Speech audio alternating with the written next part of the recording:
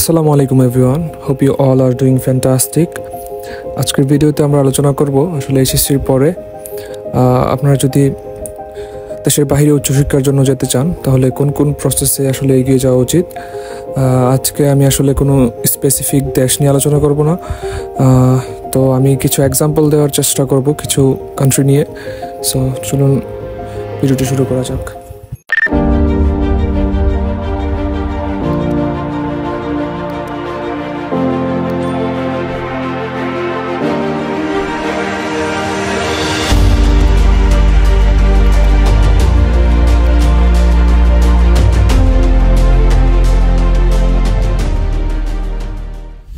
বর্তমান সময়ে অনেক সংখ্যক স্টুডেন্টই আসলে এইচএসসি এর পরে তারা চায় তাদের ব্যাচেলর বাইরে কমপ্লিট করতে। তো সেই সুবাদে আজকের ভিডিওটি আমি নিয়ে এসেছি। প্রথমত আমরা যে জিনিসটাতে ফোকাস করব সেটা হচ্ছে ডকুমেন্টস। আপনার এইচএসসি পরীক্ষার পরবর্তী সময়ে যখন আপনি আপনার সার্টিফিকেট এবং ট্রান্সক্রিপ্ট কালেক্ট করবেন তখন আপনি আসলে যে জিনিসটাতে ফোকাস করবেন সেটা হচ্ছে আপনার ইনফরমেশন এবং আপনার নামে কোনো ভুল আছে কিনা সেই বিষয়ে আসলে আপনাকে এনশিওর করে যদি কোনো ভুল থাকে সেটা আগে সংশোধন করে নেবেন। তারপরে আসি আমরা হচ্ছে আপনার ম্যান্ডেটরি যে ডকুমেন্টস লাগবে সেটা হচ্ছে পাসপোর্ট, এটা তো আপনারা অবশ্যই জানেন। তারপরে যেটা লাগবে সেটা হচ্ছে আপনার একটা ইংলিশ প্রফিসিয়েন্সি, সেটা যে কোনো টেস্ট হতে পারে, লাইক আইএলস, ডুওলিঙ্গো, টোয়েফেল। আসলে আপনার ড্রিম কান্ট্রি হোক, যেই কান্ট্রি হোক, আপনি আসলে এটা নিয়ে একটু রিসার্চ করবেন যে আপনার কোন ইউনিভার্সিটিগুলো কোন প্রফিসিয়েন্সি টেস্টটা আসলে অ্যাকসেপ্ট করতেছে। আমি আপনাদেরকে প্রেফার করব আপনারা আইএলসি দিবেন, কারণ হচ্ছে আইএলস প্রত্যেকটা দেশই অ্যাকসেপ্টেড এবং ম্যাক্সিমাম যে ইউনিভার্সিটিগুলো আছে সবগুলোতেই আইএলস অ্যাকসেপ্ট করে। তো আপনারা চেষ্টা করবেন সেফার B2 এবং অ্যাবভ, যেটা হচ্ছে আইএলসের 6 আমরা ধরে থাকি। যদি আপনি সেফার C1 কনফার্ম করতে পারেন তাহলে আপনারই যেই জার্নিটা আছে সেটা সহজ হয়ে যাবে আশা করি, কারণ আপনার আইএলসের যে স্কোরটা আছে সেটা আপনার ইউনিভার্সিটি থেকে অফার লেটার পাওয়া পর্যন্তই। যদি আপনার এক্সট্রা কারিকুলার অ্যাক্টিভিটিস থাকে তাহলে তো ভালো, সেটা আপনার অ্যাডভান্টেজই বলা যায়। মোস্ট প্রবাবলি ব্যাচেলরের জন্য এরকম জব এক্সপিরিয়েন্স বলেন বা অন্যান্য ক্ষেত্রে আপনার এক্সপিরিয়েন্স সেগুলা আসলে ওইরকম ম্যাটার করে না, তবে আপনি স্কলারশিপ হয়তো বা এনশিওর করতে পারবেন যদি আপনার কোনো এক্সট্রা কারিকুলার অ্যাক্টিভিটিস থেকে থাকে, তবে ওইটা মাস্টার্সের জন্য হয়তো বা ম্যান্ডেটরি আর কি।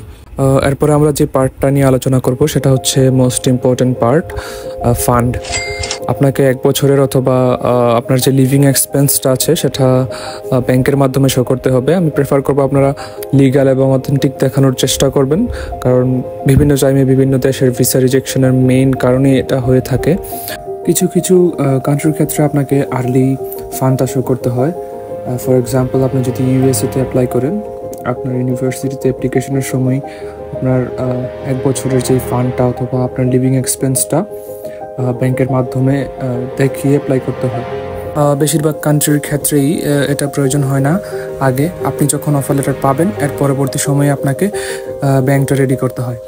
তো লিভিং এক্সপেন্স বাদ দিয়েও আরও আদার্স অনেক কস্ট আছে যেটা আপনাকে বহন করতে হবে, যেরকম হচ্ছে টিউশন ফিস, এবং প্রত্যেকটা দেশেরই একটা ভিসা অ্যাপ্লিকেশন ফি থাকে। তারপরে আপনি যখন যাবেন তখন এয়ার টিকিট আছে, শপিং আছে এবং অন্যান্য অনেক খরচ আছে, যেগুলো আপনারা চাইলে আমি আরেকটা নতুন ভিডিওতে সেই বিষয়টা আলোচনা করব। স্পেসিফিক কান্ট্রি যদি আপনারা চান, স্পেসিফিক কান্ট্রি নিয়ে আলোচনা করব। তারপরে আরেকটি ইম্পর্টেন্ট পার্ট হচ্ছে স্পন্সরশিপ। আপনাকে স্পন্সর শো করতে হবে যে আপনার অল কস্ট বিয়ার করবে। ইউএসের ক্ষেত্রে এবং আদার্স যেই বড় বড় কান্ট্রিগুলো আছে সবগুলোতেই মেবি ব্লাড রিলেটেড স্পন্সর দেখাতে হয়। কিছু কিছু কান্ট্রিতে আপনার ব্লাড রিলেটেড না হলেও হয়, যেরকম আপনি আপনার আঙ্কেলকে অথবা কাজিনকে স্পন্সর দেখাতে পারবেন। ফর এক্সাম্পল, ফিনল্যান্ডে আমরা ব্লাড রিলেটেড স্পন্সর বলতে বুঝি আপনার বাবা, মা এবং ভাই বোন। এর বাহিরে আপনি কাউকে স্পন্সর দেখাতে পারবেন না। অবশ্যই আপনারা যাকে স্পন্সর দেখাবেন উনি ফাইন্যান্সিয়ালি সলভেন্ট হতে হবে। আমরা সলভেন্ট বলতে বুঝি ওনার যেই মান্থলি ইনকাম আছে ওইটার উপরে উনি ট্যাক্স দেয় এবং উনি লিগালি ইনকাম করছে কিনা সেটা বোঝায়। অবশ্যই ওনার মান্থলি, যদি উনি জব হোল্ডার হয়ে থাকেন, ওনার মান্থলি একটা ভালো অ্যামাউন্টের আর্নিং থাকতে হবে, এবং যদি উনি বিজনেসম্যান হয় সেক্ষেত্রেও ওনার ভালো অ্যামাউন্টের একটা আর্নিং থাকতে হবে। এক এক দেশের জন্য আমাদের এক এক রিকোয়ারমেন্ট ফলো করতে হয়, তবে আপনারা যদি দেখবেন যে প্রত্যেকটা কান্ট্রি প্রসেস অলমোস্ট সেম, তো সেই প্রসেস অনুযায়ী আমি আলোচনা করেছি। যদি আপনাদের এর বাহিরে কোনো ইনফরমেশন জানার থাকে অবশ্যই আপনারা কমেন্ট করবেন, আমি সেই বিষয় নিয়ে আলোচনা করার চেষ্টা করব।